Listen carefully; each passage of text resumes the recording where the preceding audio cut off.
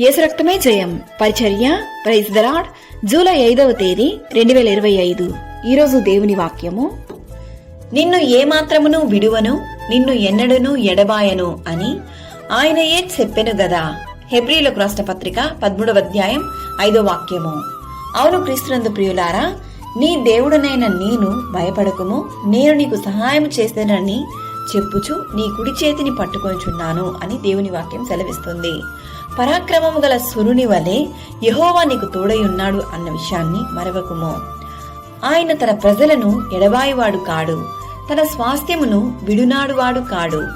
ఈరోజు వాక్యం వింటున్న ప్రియ సహోదరి సహోదరులారా, ఈ లోక సంబంధమైన మనుషులు నీ పరిస్థితి బాగోలేదని నిన్ను విడిచి వెళ్లిపోవచ్చు, నిన్ను హేళన చేసి మాట్లాడవచ్చు. కానీ ఆ దేవాది దేవుడు నిన్ను చేయి విడువడు, నిన్ను సిగ్గుపరచనివ్వడు.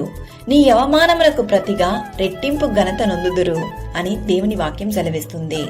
నీతిమంతునికి కలుగు ఆపదలు అనేకములు, వాటన్నిటిలో నుండి యెహోవా వారిని విడిపించును.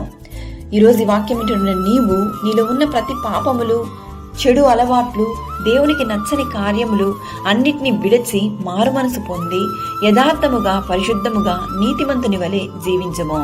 నిన్ను కాపాడువాడు కునుకడు నిద్రపోడు కనుక నీవు దేనిని బట్టి కలత చెందక ఆయన మనకిచ్చిన వాగ్దానమును నమ్మి విశ్వసించుము. దేవుడు నిన్ను ఆశీర్వదించి దీవించును. ప్రభు అయిన యేసుక్రీస్తు కృప మనందరికీ తోడయుండును గాక. ఆమేన్. God bless you.